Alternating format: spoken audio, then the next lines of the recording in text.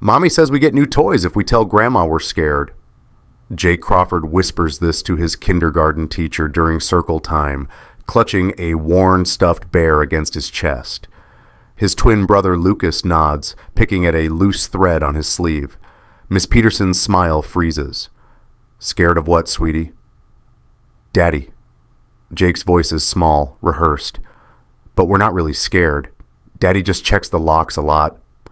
Lucas kicks his feet under the tiny chair. Mommy makes us practice saying it. She says Grandma needs to believe us. The teacher glances at the stuffed bear in Jake's arms, one button eye hanging by a thread, fur matted from constant holding. She's seen that bear every single day for 3 months. Sergeant Teddy, Jake calls it. A gift from his father before everything changed. But the camera that was supposed to protect their father was being used to destroy him. In the Crawford house, someone was staging violence on camera. The question that would tear a family apart: who was really under attack? 6 months earlier, the Crawfords looked like every other military family in suburban Virginia. Daniel Crawford, 33, a Iraq war veteran with kind eyes and careful hands, wakes before dawn. His routine never changes. Check the locks on the front door. Once, twice, 3 times. His fingers trace the deadbolt, the chain, the handle. A ritual born in Fallujah, where unlocked doors meant death. His twin sons sleep in matching beds, 5 years old, their small chests rising and falling in perfect rhythm. Daniel kisses Jake's forehead, then Lucas's. They don't stir. In the kitchen, Rachel Crawford stands at the counter pouring coffee. 31, former nursing student, she's already dressed. Yoga pants, tank top, hair in a perfect ponytail. She doesn't look up when Daniel enters. You checked the door again, she says. Not a question, not concern, just observation. Yeah. Daniel reaches for his medication bottle on the counter, VA prescribed for PTSD. He dry swallows one pill, then another. I know it's fine. Rachel's smile appears, bright and empty. The boys are getting used to it. Daniel sits at the table with the twins when they stumble out 10 minutes later, sleepy and warm. Lucas climbs into his lap. Jake drags Sergeant Teddy behind him, the bear's feet scraping linoleum. Morning, soldiers, Daniel says, ruffling their hair. Morning, Daddy. They say it in unison, then giggle. Daniel taps the table twice. What's our family rule? The twins straighten, suddenly serious. We don't leave anyone behind. That's right. Daniel pulls them both close. No matter what happens, we're a team. Got it? Got it! They're grinning now, all gaps where baby teeth used to be. Rachel watches from the counter, her face unreadable. Her phone buzzes. She glances at the screen, types something quick, sets it face down. When she looks up, the smile is back. Daniel, your VA appointment is at 9, right? Yeah, should be back by 11. Take your time. She pours more coffee, her voice light. Actually, I was thinking we should get a Ring doorbell camera. The Johnsons got one after that break-in on Maple Street. Daniel nods. Good idea. I'll pick one up today. What Rachel doesn't know, the camera saves everything to the cloud. That afternoon, Daniel installs the Ring doorbell himself. The cold blue LED glows when he activates it, a 2-tone chime announcing motion detection. He syncs it to his phone, shows Rachel the app. See, it records whenever someone approaches the door.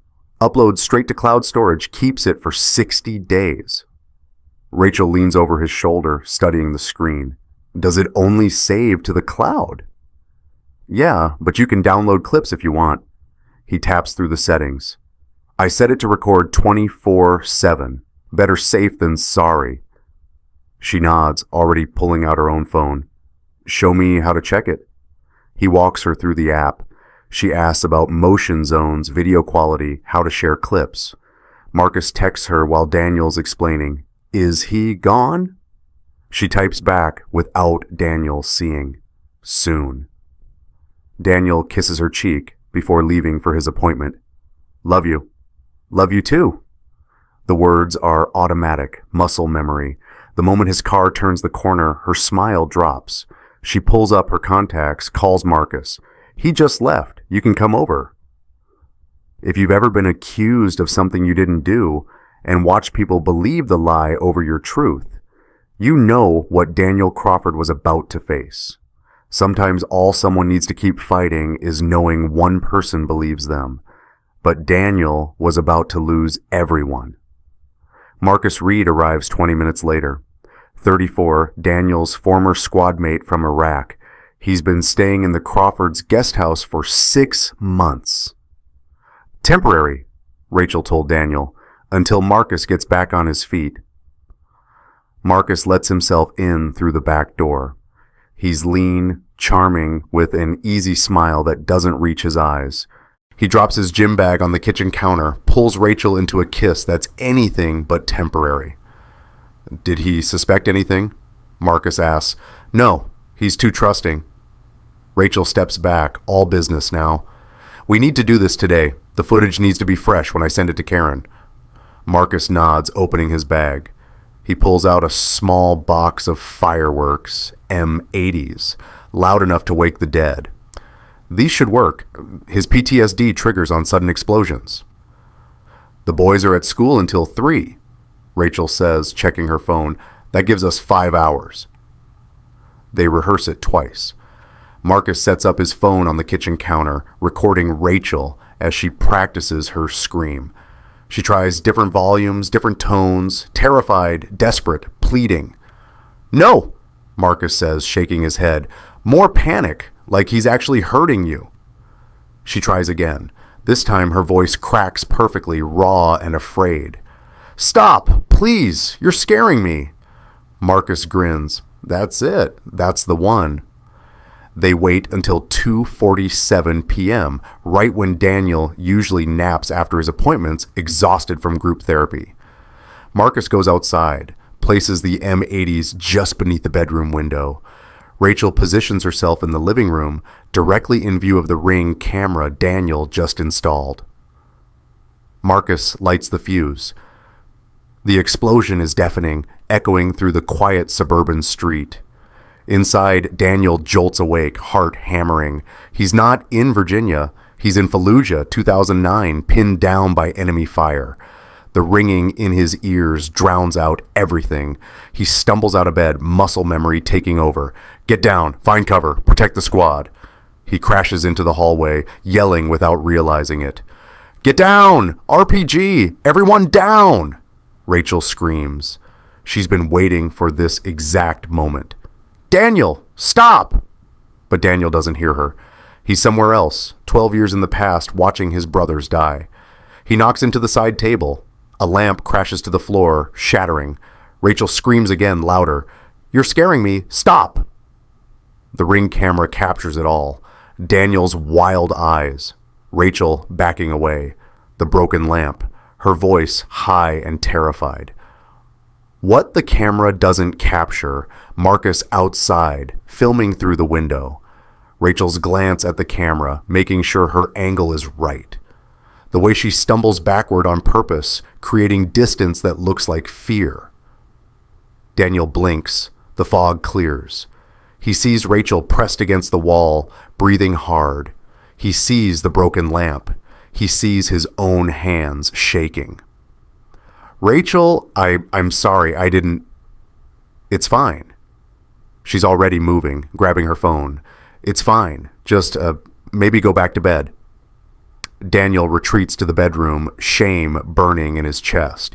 He doesn't see Rachel open the Ring app, doesn't see her download the clip, 32 seconds, perfectly edited to show only him yelling, only the lamp breaking, only her fear. She sends it to Karen Crawford that night with a simple message. I'm scared. He's getting worse. Karen received the video at 8:43 p.m. By 9 odd, she'd watched it 16 times. 32 seconds that changed everything. Karen Crawford, 59, sits in her living room, phone clutched in both hands. She's a military widow, lost her husband to an IED in 2007, and her son is all she has left. She raised Daniel to be gentle, to be strong, to honor the uniform. This video shows a stranger. She calls Rachel immediately. "Honey, are you safe?" Rachel's voice is small, fragile. "I didn't want to worry you. It's been happening more. The doctors increased his medication, but it's not helping." "Where are the boys?" "At a friend's house. I didn't want them to see him like this." A lie. The boys are upstairs listening to Marcus read them a story in voices that aren't their father's. "I'm coming over tomorrow," Karen says. "This can't continue. Those boys need stability." "I know." Rachel lets a sob slip through, perfectly timed. "I just don't know what to do anymore." The next morning, Karen arrives with her lawyer's number already pulled up on her phone. She finds Rachel in the kitchen, dark circles under her eyes that aren't quite makeup but could be. Marcus is there too, making coffee, playing the concerned friend. "Mrs. Crawford," Marcus says, his voice respectful, "I've been staying in the guest house. I'm worried about them." "How bad is it?" Karen asks. Marcus exchanges a look with Rachel. "Last week, Daniel put his fist through the wall. Rachel's been covering the hole with a picture frame." Another lie. "The hole is from 3 years ago when Daniel was hanging a TV mount and missed the stud. But Karen doesn't know that. She sees the frame. She imagines the violence." The twins come downstairs, summoned. Rachel has coached them all morning. "Hey guys!" Karen kneels down, eye level with her grandsons. "Can Grandma ask you something?" Jake looks at Lucas. Lucas looks at his shoes. "Do you feel safe at home?" The pause is too long. Rehearsed. "Sometimes," Jake whispers. "When Daddy's not having a bad day," Lucas adds, the line Rachel made him practice 15 times. Karen's heart cracks. She stands, pulls Rachel aside. "File for emergency custody. Today. I'll help you pay for it." "I can't just..." "Yes, you can." Karen's voice is steel, the same voice that raised a soldier. "My son needs help. Those boys need protection. This is what we do. We protect the people we love." By Friday, Daniel had a restraining order. By Monday, he'd lost his sons. Daniel sits in his truck outside the courthouse, the legal papers in his lap. Temporary restraining order, no contact with minor children pending evaluation. Supervised visitation only at the discretion of the court. His phone rings. "Karen, Mom!" "Don't." Her voice is cold in a way he's never heard before. "I saw the video, Daniel. I saw what you did." "I had a flashback. I didn't touch her. I didn't..." "You broke a lamp!" "Because Marcus set off fireworks under my window." Daniel's voice cracks. "Mom, I swear to God, I didn't do what she's saying." "Your father would be ashamed." The line goes dead. Daniel stares at his phone, those words echoing. His father, who died in Iraq. His father, who wrote in his last letter, "Take care of your mom. Be the man I know you are." Karen's final words to him, "You left your family behind." Marcus moves into Daniel's house that same week. For protection, Rachel tells the neighbors, until Daniel gets help. Daniel moves into a studio apartment near the base, one room with a kitchenette and a window that looks out at a parking lot. He unpacks 3 boxes, clothes, toiletries. And at the bottom of the 3rd box, buried under old t-shirts, he finds it. His combat journal from Iraq. Leather-bound, dark rust staining the bottom corner where it caught shrapnel blood. He hasn't opened it in 6 years. But tonight, alone in this shoebox apartment with the sound of his neighbor's TV bleeding through the wall, he opens it. The pages crinkle, desert sand falling out. His handwriting stares back at him, younger, shakier.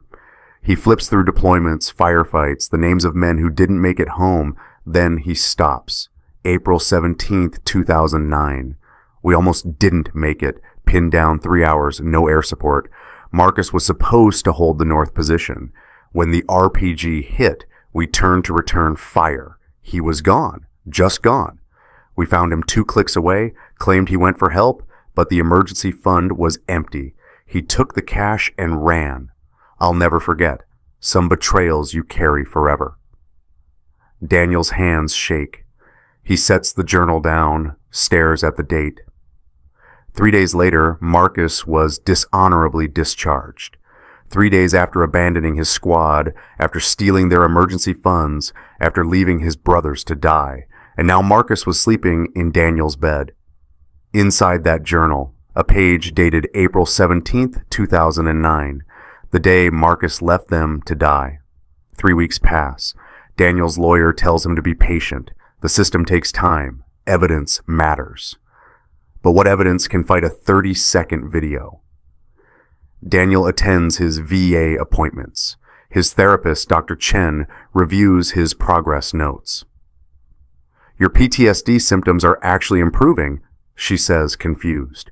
The nightmares decreased. You're sleeping better. The medication is working. Daniel doesn't tell her about the apartment, the restraining order, how he can't sleep at all now because the silence is worse than the nightmares. Meanwhile, Marcus Reed settles into the Crawford house like he owns it. The mailman notices first. Marcus answers the door in a bathrobe at 10 a.m. on a Tuesday, hair wet from a shower that isn't his. Just grabbing the mail for Rachel, he says, all casual confidence. The neighbors see him loading groceries from his car, cases of beer Daniel never drank, steaks Rachel never cooked when her husband lived there. Inside the house, Marcus sits at the breakfast table where Daniel used to sit. The twins eat their cereal in silence, watching this man in their father's spot. Uncle Marcus, Jake asks, pushing Sergeant Teddy across the table, when is Daddy coming home? Marcus doesn't look up from his phone. That's up to your mom, buddy. Rachel emerges from the bedroom, Daniel's bedroom, wearing Marcus's t-shirt. She kisses Marcus's cheek, pours coffee, acts like this is normal. The boys watch. They're 5 years old. They know what normal looks like, and this isn't it. Boys, finish up, Rachel says. We're going to Grandma's today. Lucas kicks his feet against his chair. Can we call Daddy? Not today, sweetie. When? I don't know. Rachel's voice sharpens. Stop asking. In the car later, while Rachel drives and Marcus scrolls through his phone in the passenger seat, Jake draws. He always draws. Miss Peterson has a folder full of his pictures now, family portraits that change every week. This one shows Marcus and Mommy holding hands. Daddy is small in the corner, barely more than a stick figure. Lucas leans over, whispers so the adults don't hear. Do you think Daddy's mad at us? I don't know, Jake whispers back. Mommy said he needs to get better first. But he wasn't sick. Shh. At Karen's house, Rachel performs her role perfectly, tired, overwhelmed, grateful for Marcus's support. I don't know what I'd do without him, she tells Karen over tea while the boys play in the yard. He's been a godsend. Karen pats her hand. You're doing the right thing, protecting those boys. I just wish Daniel would accept he needs help. He will, or he won't see his sons again. In the backyard, Jake and Lucas build a fort out of fallen branches. Lucas finds a caterpillar, shows it to his brother. For a moment, they're just kids again. Then Rachel's phone rings. She steps away to answer, her voice dropping to a whisper. Not now. I said not now. Fine, Thursday, the usual place. Karen pretends not to notice. That night, back at the house, Rachel tucks the boys into bed. She kisses their foreheads like Daniel used to, but it feels different, mechanical. Mommy, Jake says, clutching Sergeant Teddy, can we practice again? Rachel sits on the edge of his bed. Practice what, baby? What you said about being scared. Rachel glances at the door, making sure Marcus isn't listening. Not tonight, but remember what we talked about, okay? If anyone asks, the judge, the court lady, anyone, you know what to say? Jake nods slowly. Daddy has angry eyes sometimes. Good boy. She stands, turns off the light. And if you say it right, we'll go to Disney World, remember, just like I promised. Lucas pipes up from the other bed. But Daddy promised Disney World first. Well, Daddy's not here, is he? Rachel's smile is sharp in the darkness. Good night, boys. She closes the door. The boys lie in the dark, listening to adult voices downstairs. Marcus laughing. Their mother laughing. Sounds that don't belong in their house. Jake pulls Sergeant Teddy close, whispers into the bear's worn fur. I miss Daddy. Lucas doesn't answer. He's already crying silently into his pillow. Lucas asks the question that should have ended it all. When is Daddy coming home? 4 weeks after the restraining order, Daniel's buddy Brandon Martinez shows up at the studio apartment with Thai food and questions. Brandon served with Daniel in Iraq. Different unit, same deployment. Now he's a plumber, married with 3 kids, the kind of guy who shows up when it matters. You look like shit, Brandon says, unpacking containers on the small table. Thanks. I mean it. When's the last time you ate? Daniel shrugs. He can't remember. Brandon sits, cracks open a beer, slides one to Daniel. So I heard some things about Marcus. Daniel looks up. What things? Things I should have told you 6 months ago. Brandon pulls out his phone, scrolls through photos. You remember why Marcus got kicked out? Abandonment. He left us during that firefight in Fallujah. Yeah, but there's more. Brandon shows him a document, a FOIA request he filed 2 weeks ago. Dishonorable discharge. Reason, abandonment of post during combat operations and theft of unit funds. Daniel stares at the paper.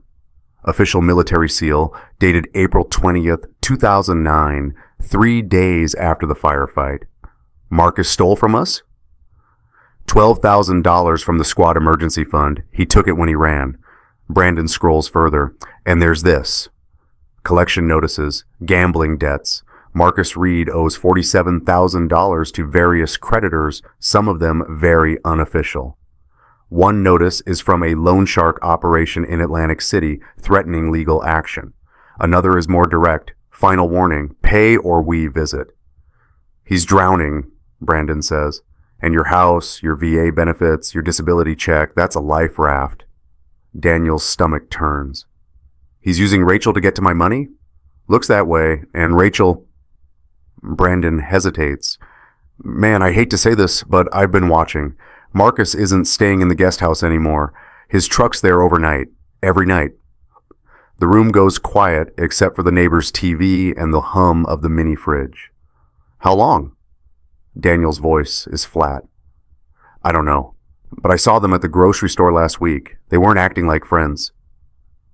Daniel opens his combat journal, flips to April 17th, 2009. He reads the entry out loud, slowly, letting Brandon hear every word. We almost didn't make it. Pinned down, 3 hours, no air support. Marcus was supposed to hold the north position. When the RPG hit, we turned to return fire. He was gone, just gone. We found him 2 clicks away, claimed he went for help. But the emergency fund was empty. He took the cash and ran. Brandon's jaw clenches. That son of a bitch. He left us to die. Daniel closes the journal. And now he's in my house, with my wife, with my kids. And if she's helping him... Brandon doesn't finish. He doesn't have to. Daniel pulls up his VA benefit statement on his laptop. 60% disability rating. Monthly check, $1,431. Plus the house, $340,000 nearly paid off. VA home loan. If something happened to Daniel, if he was deemed unfit, if Rachel had power of attorney... She applied to increase my life insurance, Daniel says, suddenly remembering. 3 weeks ago. Said it was for the boy's future. $500,000. Brandon goes very still. Did you sign it? I don't remember signing anything. Check your documents, now. Daniel digs through his boxes, finds the file folder. Insurance papers. Application dated November 3rd. His signature at the bottom, except that's not his signature. Close, but the D loop's wrong. The tail on the Crawford is too short. She forged it. Daniel whispers. Brandon takes the paper, studies it. This is evidence, man. Fraud. You need to take this to your lawyer. They won't believe me. They already think I'm unstable. Then we make them believe you. Brandon stands, paces the small room. There's something here. There has to be. Rachel's smart, but she's not perfect. Marcus is desperate. Desperate people make mistakes. The life insurance application was dated 3 days after the restraining order. The mistake comes from the twins themselves, though they don't know it yet. At Sunset Hills Elementary, Miss Peterson has been documenting Jake's drawings for 2 months. The progression is stark. September, happy family, everyone holding hands, big smiles. October, daddy separate from the group, smaller. November, daddy gone entirely, replaced by a tall figure labeled Uncle Marcus. But it's the December drawing that makes her call her principal. Jake titles it carefully in blue crayon, Uncle Marcus's Sleepovers with Mommy. The drawing shows a bedroom, 2 people in a bed that's clearly too big for a child's room, hearts floating above. On the other side of the drawing, 2 small figures in separate beds, sad faces. The principal, Mrs. Chen, studies it. Have you talked to Jake about this? I tried. He got quiet. Said Mommy told him not to talk about it. And his brother? Lucas is more defiant. He told me last week that Uncle Marcus isn't nice, and that his daddy would fix it when he comes back. Mrs. Chen takes a photo of the drawing, adds it to the file. I'm calling Child Services. This needs documentation. That afternoon, during rest time, Jake does something he's done every day for 3 months. He clutches Sergeant Teddy close, whispers secrets into the bear's worn fur. What he doesn't know, the bear is listening. When Daniel gave Jake the stuffed animal 6 months ago, before everything fell apart, he tucked a small voice-activated recorder inside the zippered back pocket. So, Daddy's always with you, he'd told his son. The recorder holds 4 hours of memory, overwrites automatically, saves the most recent recordings. Jake has been carrying evidence in his arms since September. Miss Peterson notices Jake talking to the bear during cleanup time. She kneels beside him. Jake, honey, who are you talking to? Sergeant Teddy. He listens. What do you tell him? Jake's eyes fill with tears. He's 5 years old, and he's carrying secrets too heavy for his small shoulders. Can I tell you a secret, Miss Peterson? Of course, sweetie. Mommy says we have to lie about Daddy. She makes us practice. Miss Peterson's heart drops. Practice what? Saying we're scared. Saying Daddy has angry eyes. Saying we don't feel safe. The words tumble out, rehearsed but wrong, like lines from a play he never auditioned for. But we're not scared. We miss him. We miss him so much. Oh, honey. Miss Peterson pulls him into a hug. It's okay. You don't have to lie anymore. Jake sobs into her shoulder, and she feels something hard in the stuffed bear's back. A zipper. She's seen children hide treasures in toys before, rocks, snacks, small toys. She unzips the pocket. Inside, a small digital voice recorder, red light blinking, still recording. She presses stop, rewind, play. Rachel's voice fills the small reading nook, sharp and impatient. No, cry louder. Grandma needs to believe you're scared. Come on, Jake, one more time. Jake's small voice, trembling. Daddy scares me sometimes. Better, but more tears, like this. A pause, the sound of fake crying. Now you try. Miss Peterson's hands shake. She keeps listening. Rachel again. When the judge asks, you say, Daddy has angry eyes. Can you say that for me? Lucas this time. But Daddy doesn't have angry eyes. Lucas, do you want Daddy to come back or not? Yes. Then you have to do this right, both of you. If you don't, they won't let him come home. Is that what you want? The twins, crying now, scared. No. Then stop crying and practice. From the top. The recording goes on. Hours of it. Rachel coaching, threatening, bribing. If you tell Grandma the truth, Daddy goes away forever. If you lie like Mommy taught you, we all get to be happy again. Disney World, remember? You want Disney World? There's another recording dated a week ago. Rachel's voice colder. The court lady is coming next Tuesday. You know what to say? Jake. That we only feel safe with Mommy. And? Lucas. That Daddy yells a lot and breaks things. Good. And if you mess up, if you tell her the truth. Rachel's voice drops, threatening. Mommy will have to go away, like Daddy. And then who will take care of you? Nobody. You'll be all alone. Is that what you want? The twins, terrified. No, Mommy, we'll do it right. We promise. Miss Peterson stops the recording. Her hands are shaking so badly she nearly drops the bear.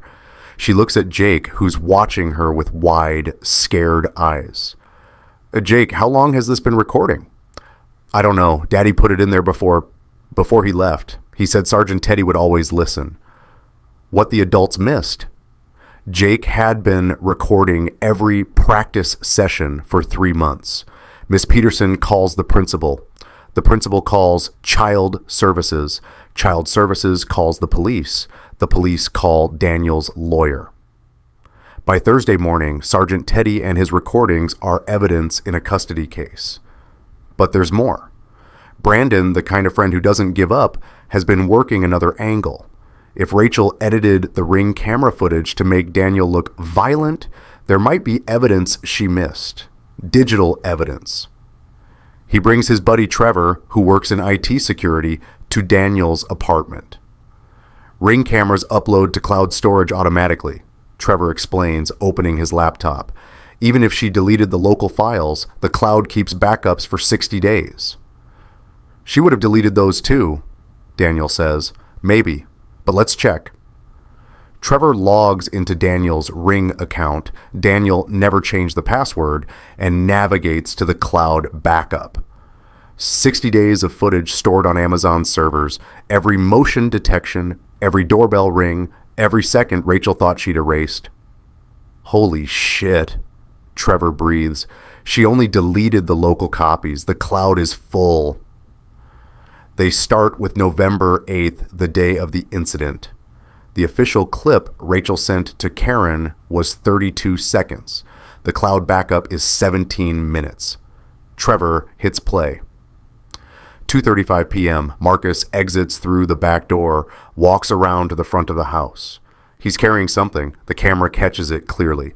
Fireworks, M80s, 2:42 p.m. Marcus places the fireworks under the bedroom window. He checks his phone, types something, waits. 2:47 p.m.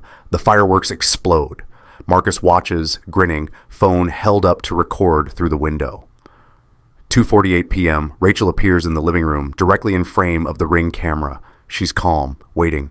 She checks the camera angle, adjusts her position. 2:49 p.m. Daniel stumbles into view, clearly disoriented, having a PTSD flashback. He's not attacking, he's defending. In his mind, he's back in Iraq, protecting his squad. He knocks into the table. The lamp falls. 2:50 p.m. Rachel starts screaming. But before she screams, she glances at the camera, makes sure it's recording. Then she performs. That's the only word for it. She backs away from Daniel theatrically, hands up, voice rising. 2:51 p.m. Daniel blinks, comes back to reality, looks confused, apologizes, retreats. 2:52 p.m. The moment Daniel's out of frame, Rachel stops screaming, stops shaking. She pulls out her phone, reviews the Ring app footage, smiles, rewinds, watches it again.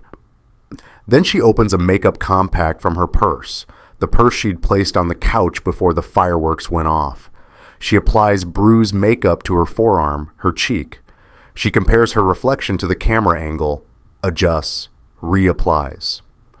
2:57 p.m. Rachel saves the clip to her phone. The version she sends to Karen starts at 2:49 and ends at 2:50. Just Daniel yelling, just the lamp breaking, just her fear. Everything before and after, deleted from the local file, but not from the cloud. Trevor pauses the video. All three men stare at the screen. She rehearsed this, Brandon says. She fucking rehearsed it. They keep watching. Other incidents, other days. Some clips show Rachel and Marcus in the house when Daniel is at his VA appointments. Kissing. More. Discussing the plan. November 3rd, a clip at 10:23 a.m. Rachel sits at the kitchen table with papers spread in front of her. Life insurance application. She practices Daniel's signature on a notepad over and over, then signs the real document, holds it up to check, smiles. November 10th, 1:14 p.m., Marcus in the kitchen grinding pills. Rachel's voice off camera. That's enough. Marcus, more than enough. Mix it in his coffee tomorrow morning. He'll be out for hours. Then we call 911. Say we found him unresponsive. Accidental overdose. Tragic. The recording cuts off as Marcus leaves the frame. They were going to kill him, Trevor says quietly. Daniel can't speak. His hands grip the edge of the table. Brandon rewinds, plays it again. This is evidence. This is fucking evidence. We need to take this to the police. Now. The Ring app saved every second. 30 days of unedited truth Rachel thought she'd deleted. It takes 2 days to organize everything. The recordings from Sergeant Teddy, the cloud backup footage, the forged insurance signature, Marcus's discharge papers, Brandon's documented evidence of gambling debts, Daniel's therapist's notes showing improvement, not deterioration. On Saturday morning, Daniel calls his mother for the first time in 6 weeks. Mom, please, just listen. Daniel, I told you. I have evidence, real evidence. Rachel's been lying. Marcus has been helping her. They staged everything. The words pour out, desperate. Please, I need you to watch something. Just 5 minutes. That's all I'm asking. Karen is silent for a long moment. Then, send it. Daniel sends her 3 clips via email. The full November 8th Ring footage, the life insurance forgery clip, and one recording from Sergeant Teddy, the one where Rachel threatens the twins with abandonment. He waits. 20 minutes, 30. His phone rings. Oh my God. Karen's voice is broken. Oh my God, Danny, what did I do? Karen Crawford watches the clips 4 times. Each time, the horror deepens. Her daughter-in-law staging violence, her grandsons being coached to lie. Marcus, that helpful, respectful young man, crushing pills into powder, discussing murder like ordering lunch. She sees Rachel apply makeup bruises, sees her smile at the camera, sees her check the angle like a director checking a shot. Karen hears Rachel's voice on Sergeant Teddy. If you tell the truth, Daddy goes away forever. She hears Jake crying. We don't want to lie. We miss Daddy. She hears her own voice in her memory. Your father would be ashamed. Karen sits in her living room, the same room where she watched the edited 30-second clip 2 months ago, and she breaks. Not crying, something deeper. The kind of shame that cracks your foundation. She called her son a monster. She helped Rachel take his children. She told him his father, her husband, who died serving his country, would be ashamed. And Daniel never stopped fighting for the truth. Karen makes one phone call. Not to Daniel, not yet. She calls her family lawyer, James Morton, who's known the Crawfords for 20 years. She explains everything, sends him the evidence, watches as he goes from skeptical to silent to furious. Karen, James says carefully, this is criminal, child endangerment, fraud, perjury, conspiracy. Rachel could go to prison. Marcus definitely will. Good, Karen says. Her voice is steel again, but this time aimed at the right target. File for emergency custody reversal tomorrow.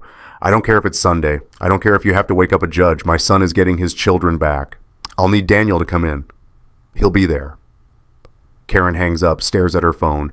Then she calls Daniel. Mom, stop. Karen's voice cracks.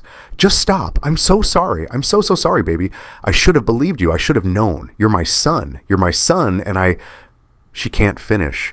The words dissolve into sobs that 30 years of military wife composure can't contain. Mom, it's okay. It's not okay. Karen's anger turns inward, vicious. I called you a monster. I watched a 30-second video and I didn't even question it. I didn't ask for your side. I believed her. I helped her take your boys from you. You didn't know. I should have known. A mother should know. Karen wipes her face, forces herself to breathe. Your father would never be ashamed of you, Daniel. He'd be proud. You never gave up on those boys, not for 1 second. Even when everyone turned on you, you kept fighting. I read his journal, Daniel says quietly. The entry about Marcus, April 17th. The day he left you to die. Yeah, I knew what Marcus was. I knew, and I still let him into my house because I thought maybe he'd changed. Maybe he deserved a second chance. Some people don't change, honey. They just get better at hiding what they are. Karen stands, walks to her mantle, picks up her husband's photo, the one she threw at Daniel 2 months ago. We're getting your boys back, tomorrow. And then we're making Rachel and Marcus pay for every lie, every manipulation, every second they took from you. What about the twins? They've been through so much. They're strong, like their father. Karen's voice steadies. We don't leave anyone behind. Isn't that what you taught them? Daniel's voice breaks. Yeah, that's our rule. Then let's prove it. Karen Crawford made one phone call. It would destroy Rachel's world by morning. Sunday morning, 9:47 a.m., emergency family court hearing, Judge Patricia Hendricks presiding. Rachel Crawford walks into the courtroom wearing a navy dress, hair pulled back, minimal makeup. The grieving wife, the protective mother. She's played this role for 2 months. She knows her lines. Her lawyer, a sharp-dressed woman named Victoria Chen, carries a briefcase full of documentation. The restraining order, the Ring camera clip, Dr. Morrison's preliminary psychological evaluation of Daniel, character witnesses ready to testify about his instability. Rachel glances at the gallery. Karen sits on Daniel's side of the room. Rachel's stomach drops. That's wrong. That's not how this works. But she recovers quickly.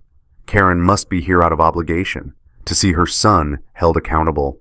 Then Daniel enters with his lawyer, James Morton.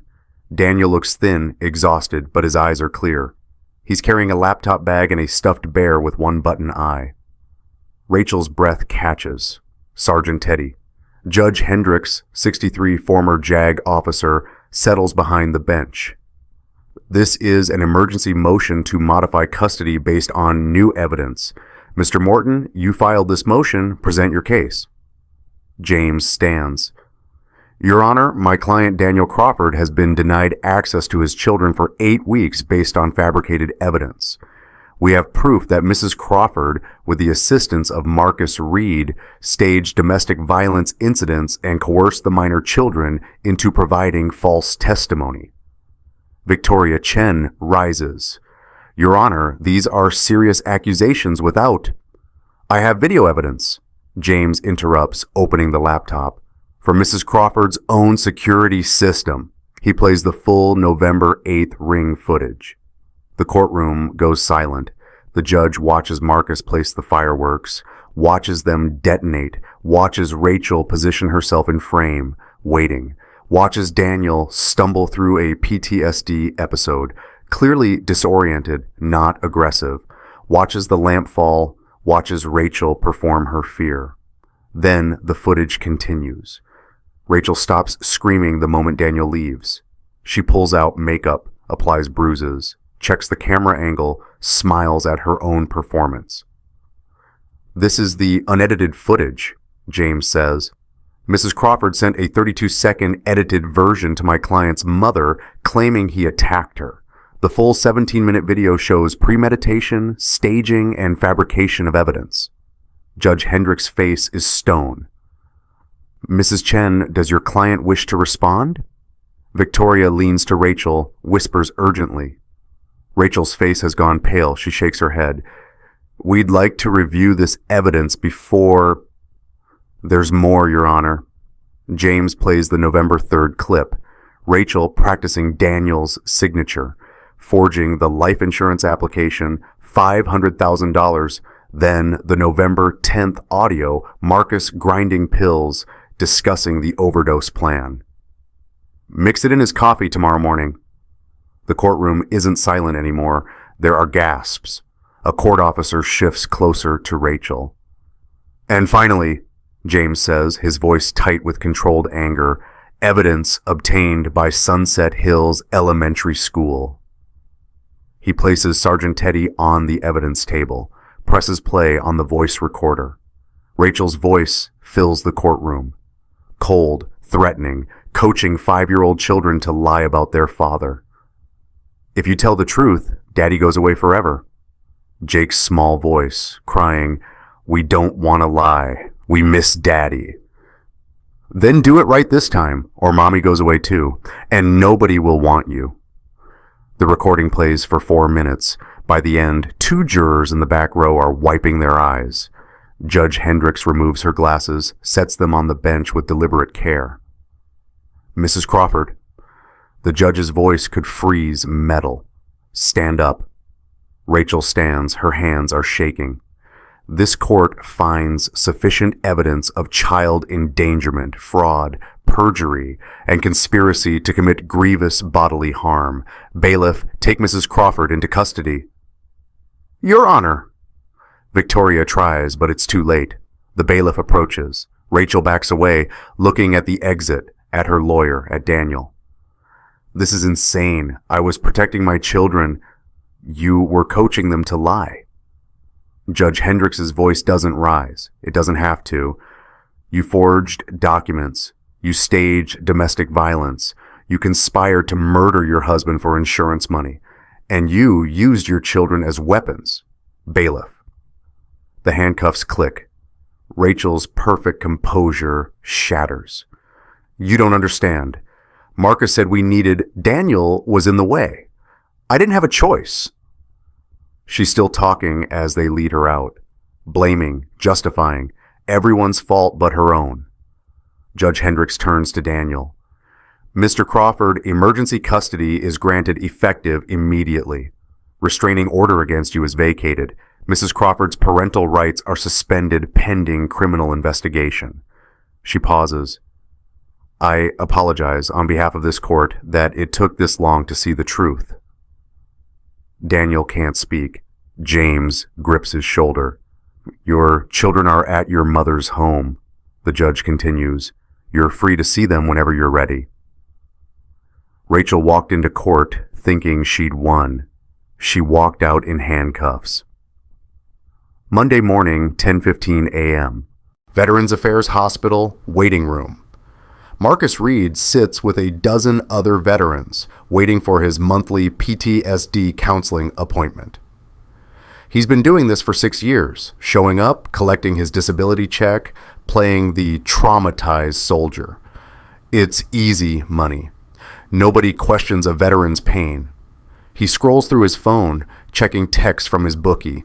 The payment deadline is tomorrow, $47,000. But that's fine. Rachel said the life insurance would pay out by next week. Accidental overdose, tragic but clean. Then they'd split the money, sell the house, disappear to Florida like they planned. His phone buzzes. Unknown number. He ignores it. The waiting room is full. Veterans in various states of health, some in wheelchairs, some with service dogs, some staring at nothing, reliving wars that never end. Marcus sees them, but he doesn't see them. They're marks, props, cover for his fraud. Karen Crawford enters through the main doors. She works here, administrative assistant in the patient services department. She's holding a manila folder. Marcus doesn't notice her at first. He's watching a TikTok, volume low. Karen walks to the front desk, speaks quietly to Diane, the receptionist. Diane's eyes widen. She picks up the phone, makes a call. Within 2 minutes, 3 people emerge from offices: the hospital director, the VA benefits coordinator, and hospital security. Now Marcus notices. He straightens in his chair, confused. Why is Karen here? Why is she talking to Marcus Reed? The hospital director's voice carries across the waiting room. Every head turns. Marcus stands, forcing a smile. Ma'am? Please step into my office. I'm actually waiting for my appointment. Now, Mr. Reed. The other veterans watch. Something's wrong. You can feel it. The way tension spreads in a room full of people trained to sense danger. Marcus follows them into the office. Karen enters last, closes the door. Then, deliberately, she opens it again. Actually, let's do this out here. She walks back into the waiting room, opens the manila folder, pulls out the first page, holds it up so everyone can see. Marcus reads DD Form 214, discharge papers. Marcus lunges for it, but security blocks him. That's private. You've been collecting veteran disability benefits for 6 years, Karen says, her voice carrying. Steady, factual. A prosecutor laying out evidence. Claiming PTSD from honorable service in Iraq. I earned those benefits, except your discharge wasn't honorable. Karen reads from the form. Date, April 20th, 2009. Characterization of service, dishonorable. Reason, abandonment of post during combat operations. Secondary charge, theft of unit funds. The waiting room goes dead silent.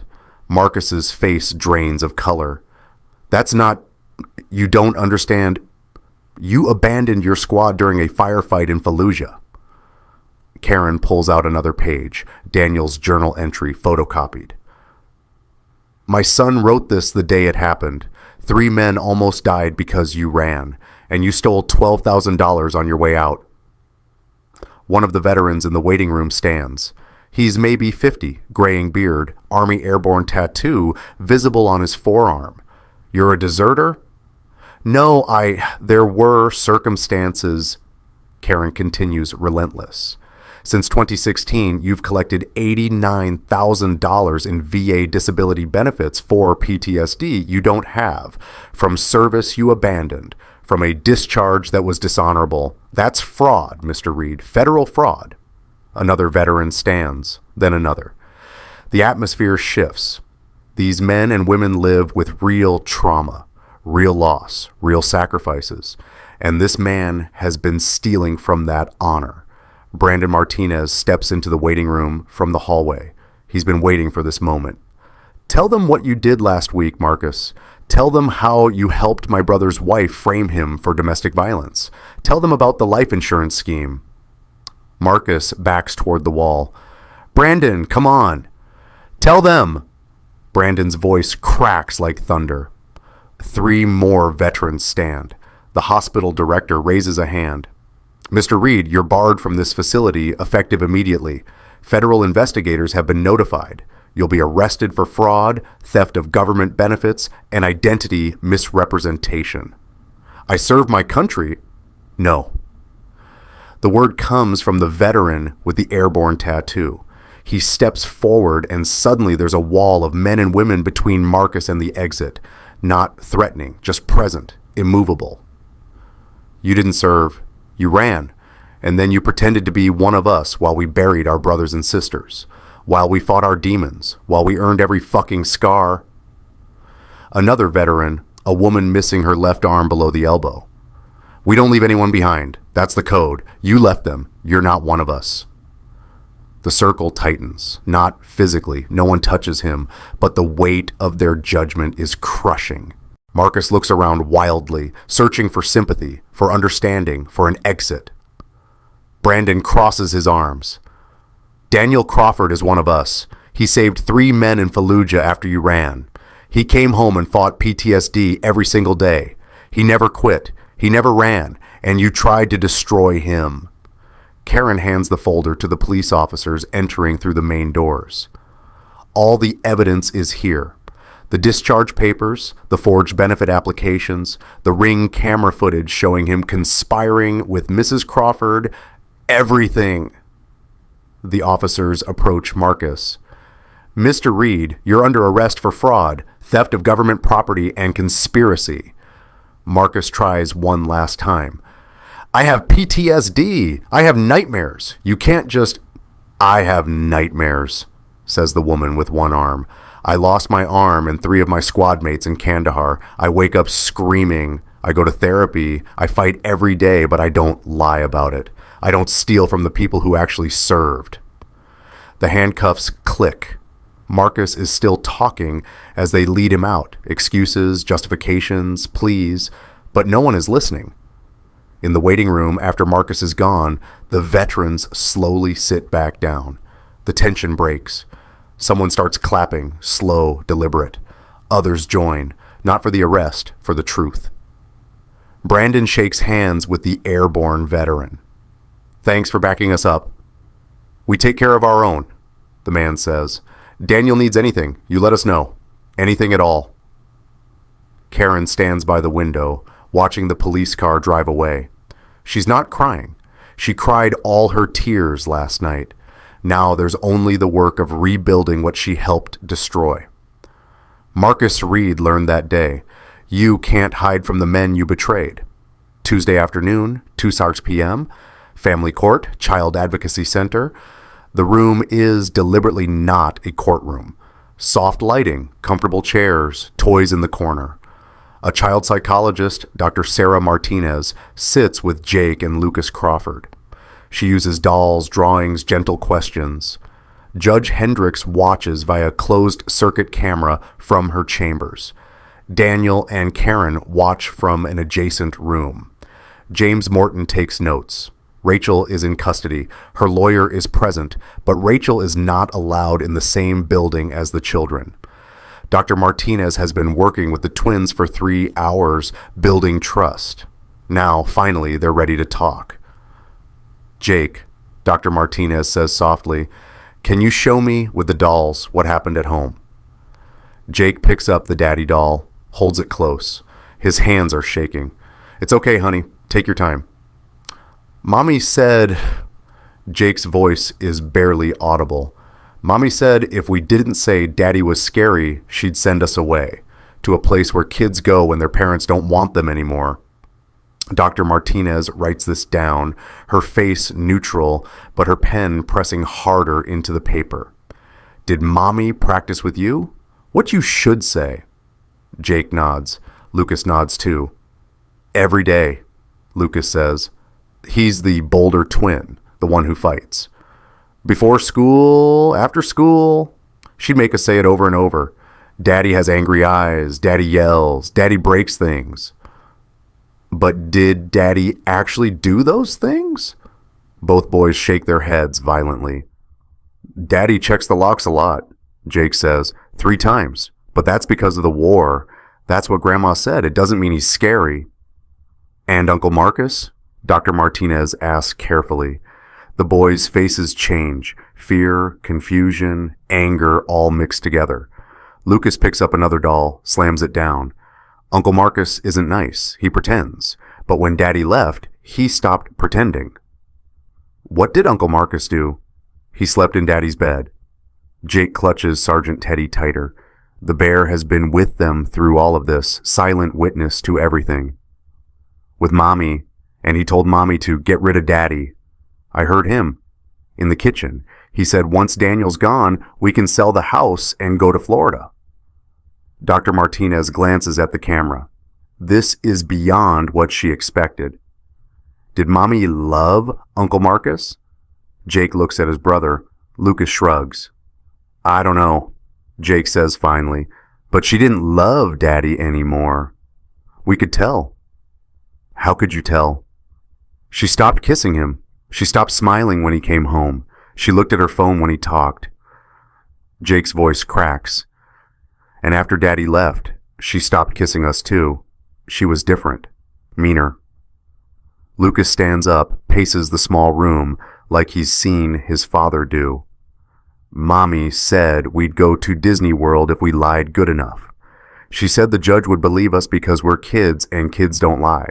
But we are lying. We were lying. And it hurt. He starts crying, big, gasping sobs. We hurt Daddy. We said he was scary, and he's not scary. He's the best Daddy, and we hurt him.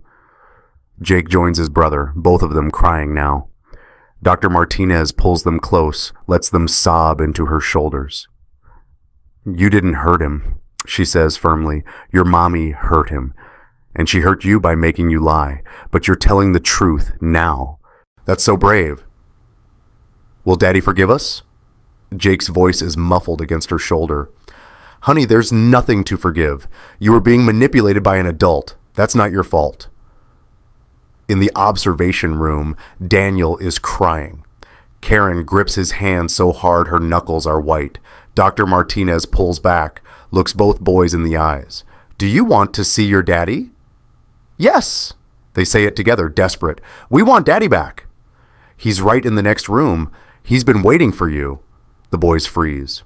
"Really? Really? Do you want me to bring him in?" They nod so hard they nearly fall over. Dr. Martinez opens the door, signals. Daniel enters slowly, unsure, his heart hammering so hard he can hear it in his ears. For a moment, no one moves. Then Jake runs. Lucas runs. They collide into Daniel's chest like coming home. He drops to his knees, catches them, holds them like he's been holding his breath for 8 weeks and can finally breathe again. "I'm sorry," Daniel whispers into their hair. "I'm so sorry. Daddy's here now. Daddy's here." Lucas pulls back, tears streaming down his face. "We're sorry. We lied. We said you were scary, but you're not." "Shh. I know, buddy. You were scared. Mommy made you scared. But it's okay now. It's over." Jake buries his face in Daniel's neck. "We didn't leave you behind, Daddy. We tried. We tried so hard." Daniel's voice breaks.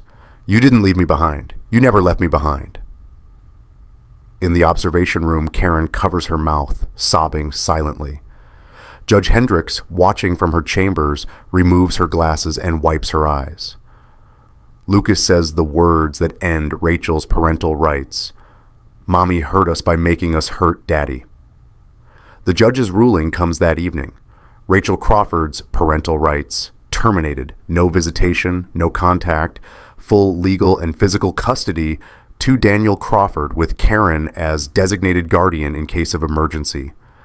The twins will need therapy. They'll have nightmares. They'll carry this for years. But they have their father back, and their father has them. Wednesday, various locations. Rachel's sentencing doesn't happen for 3 months, but the consequences start immediately. The local news picks up the story. Woman arrested for faking domestic violence, coaching children to lie. Her photo, the mugshot, not the smiling family pictures, goes viral in military communities online. The comments are merciless. Her nursing license, which she never actually used but maintained for maybe someday, is permanently revoked by the state board. Character fitness violations. The county prosecutor files charges: child endangerment, fraud, perjury, conspiracy to commit murder, attempted insurance fraud. Bond is set at $500,000. No one posts it. Rachel's parents, contacted by her lawyer, refuse to help. "We don't know who she is anymore," her mother says. Marcus's sentencing comes faster. Federal charges for veteran fraud, identity theft, conspiracy. 3 years in federal prison. Must repay $89,000 in fraudulent benefits. Permanent ban from all VA facilities nationwide. Added to the domestic abuse registry in Virginia. His bookie, owed $47,000, files a civil suit. Marcus will leave prison broke and broken. Rachel's sentence, when it finally comes, 18 months in minimum security prison for child endangerment and fraud. The attempted murder charge doesn't stick. Not enough evidence that she would have actually gone through with it, but 18 months is enough. Permanent loss of custody. Restraining order prohibits her from coming within 500 feet of the children or Daniel. Must pay Daniel's legal fees, $38,000. Her social circle vanishes overnight. The mommy group chats go silent. The yoga instructor who was her best friend blocks her number. At the grocery store, people who used to smile and wave now look away.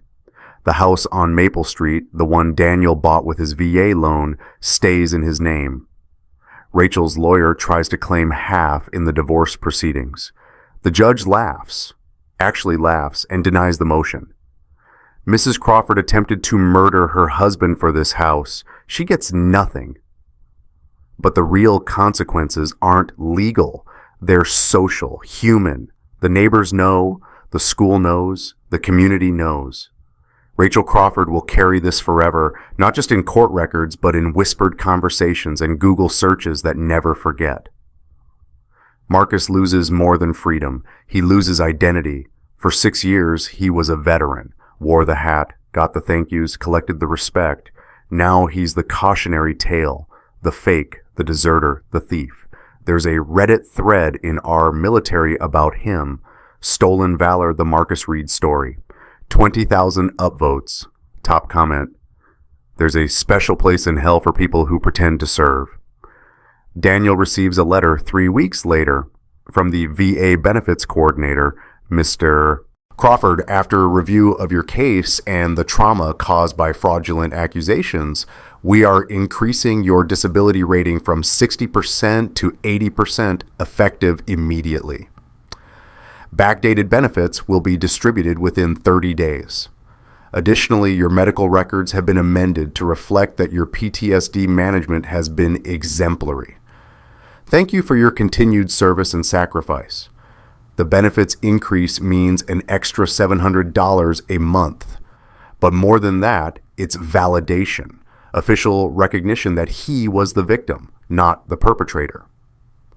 Karen's church group, after hearing the full story, creates a support fund.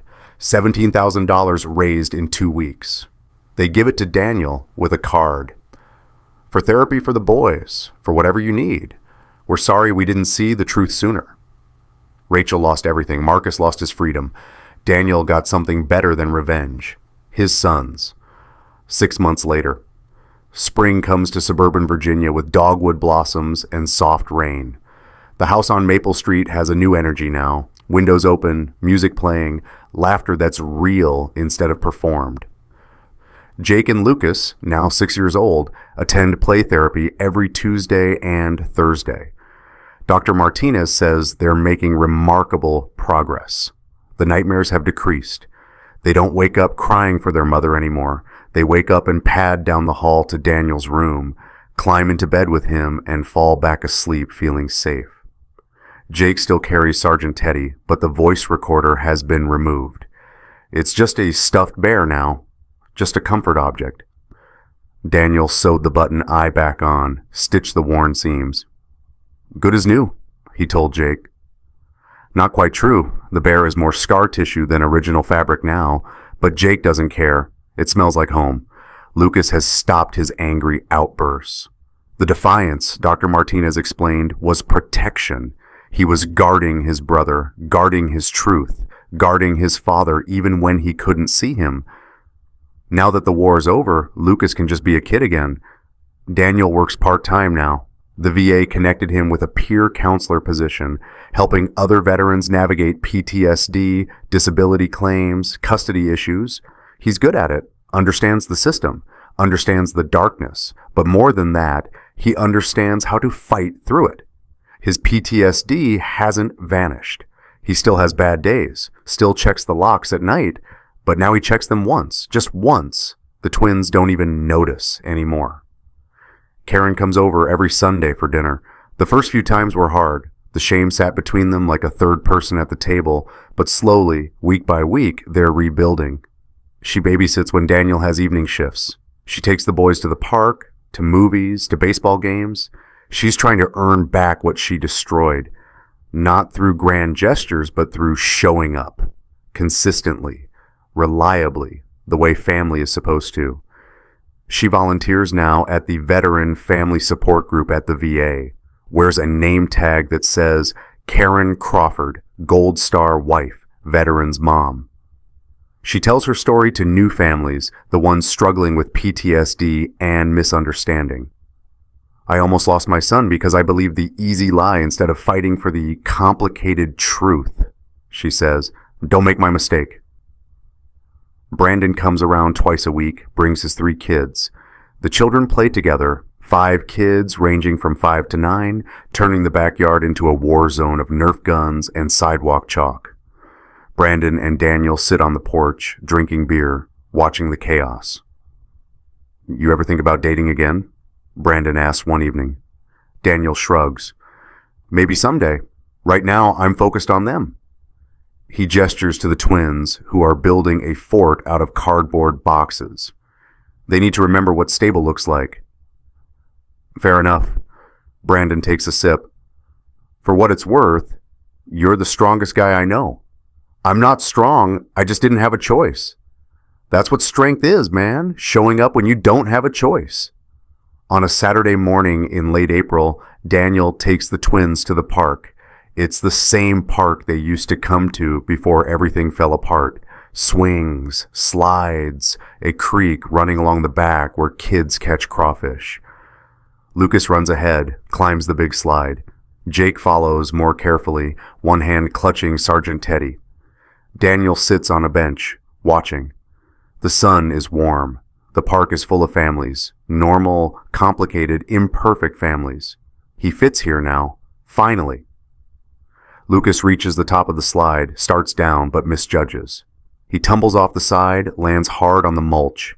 Not seriously hurt, but scraped and shocked. Before Daniel can move, Jake is there. He drops Sergeant Teddy, helps Lucas up, brushes the mulch off his brother's shirt. "You okay?" Jake asks, checking Lucas's scraped knee. "Yeah." Lucas wipes his eyes, trying not to cry. Jake puts an arm around his brother's shoulders. "What's our rule?" Lucas manages a smile through the tears. "We don't leave anyone behind." "That's right. Come on, I'll race you to the swings." They run off together, already laughing again. The fall is forgotten. The scraped knee will heal. Daniel watches them, and for the first time in a year, he feels something that isn't survival. It's not quite happiness. That's still too big, too bright. But it's close. It's peace. Small and fragile, but real. Karen arrives with a picnic basket, waves from the parking lot. She's brought lunch, sandwiches, fruit, those cookies the twins love. She spreads a blanket under an oak tree, calls the boys over. They come running, both talking at once about the slide and the creek. "And did you see me climb to the top?" Karen hugs them, listens to every word, responds to every question. She's different now, too. Softer edges, more patience. Grandmothers get second chances, Daniel thinks. Not many, but some. They eat together, the 4 of them. The boys duel with carrot sticks. Karen referees. Daniel takes a picture on his phone. Nothing fancy, just a moment. His camera roll used to be empty. Now it's full of these moments. Evidence of life being rebuilt. After lunch, the twins run back to the playground. Karen and Daniel sit on the blanket, watching. "They're doing well," Karen says quietly. "Yeah, Dr. Martinez says they're resilient." "They get that from you." Daniel doesn't answer. Resilience sounds too heroic for what he did. He just survived. He just kept showing up. "I'm proud of you," Karen says. "Your father would be too." Daniel looks at her, really looks. She's aged this year, new lines around her eyes, gray she didn't have before. Guilt ages you faster than time. "I know," he says simply. They sit in comfortable silence watching the twins. Lucas dares Jake to jump from the top of the monkey bars. Jake considers it, decides against it. Smart kid. "I keep thinking," Karen says, "about that video. The 32 seconds I watched over and over. How I never once thought to ask you what really happened. I just believed the worst." "You were trying to protect the kids." "I was trying to protect myself." Karen's voice is raw. "From the fear that my son might have PTSD I couldn't fix. From the messiness of mental health. It was easier to believe Rachel's simple story than face the complicated truth. You're facing it now." "Yeah." Karen wipes her eyes. "But I'll never forgive myself for those 8 weeks. Never." "You don't have to forgive yourself," Daniel says. "You just have to show up. You're doing that." Brandon arrives with his kids, and the quiet moment ends in an explosion of children and noise. The twins drag Brandon's oldest to the creek to hunt for crawfish. The younger kids stay at the playground. The adults talk about boring things: work schedules, grocery prices, the leak in Brandon's kitchen sink. Normal. Beautifully, impossibly normal. That evening, back at the house, Daniel gives the twins their bath. They splash water everywhere, create bubble beards, sing songs about pirates. He towels them off, helps them into pajamas decorated with dinosaurs. Bedtime routine: brush teeth, pick out tomorrow's clothes, one story each. Jake chooses a book about brave knights. Lucas chooses one about astronauts. Daniel reads them both, doing all the voices, making the twins giggle. When he's done, he tucks them in. Jake clutches Sergeant Teddy. Lucas hugs his pillow. "Daddy?" Jake says as Daniel reaches for the light. "Yeah, buddy?" "Are you going to check the locks?" "Probably, just once though." Okay, we're not worried. We know you're keeping us safe." Something in Daniel's chest loosens. For a year, the lock checking was evidence of his instability. Rachel used it against him. The court questioned it. His own mother saw it as a symptom, but his sons see it for what it is: a father making sure they're safe. "Love you guys," Daniel says. "Love you, Daddy." They say it together like they've been saying it their whole lives, like they never stopped. Daniel goes downstairs, checks the locks. Front door locked, back door locked. Windows secured. Just once through the house. One check. That's all he needs now. He makes tea, sits at the kitchen table, opens his laptop. There's an email from the veteran support group. They want him to speak at next month's meeting about navigating false accusations. He'll do it. Help the next guy who faces what he faced. His phone buzzes. Text from Brandon. "Kids had a great time today. Same time next weekend?" Daniel replies, "Absolutely. Thanks for everything, man." Brandon: "That's what brothers do. We don't leave anyone behind." Daniel stares at that message, the motto that became his lifeline, the code that Marcus betrayed and Brandon embodied, the rule his sons learned through the worst lesson possible. He walks back upstairs, checks on the twins one more time. They're asleep, Lucas's arm thrown over Jake's middle, Jake's hand clutching Sergeant Teddy. Two small boys who survived their mother's cruelty and came out the other side still capable of love. Daniel doesn't pray, he stopped after Iraq, but he sends something out into the universe anyway. Gratitude, hope, a promise that he'll keep showing up, keep fighting, keep proving that the family you choose matters just as much as the family you're born into. On the shelf above the twins' beds, Sergeant Teddy sits in his usual place. Repaired, recorder removed, just a toy now. The bear has seen everything, recorded the worst of humanity, witnessed the best of childhood resilience.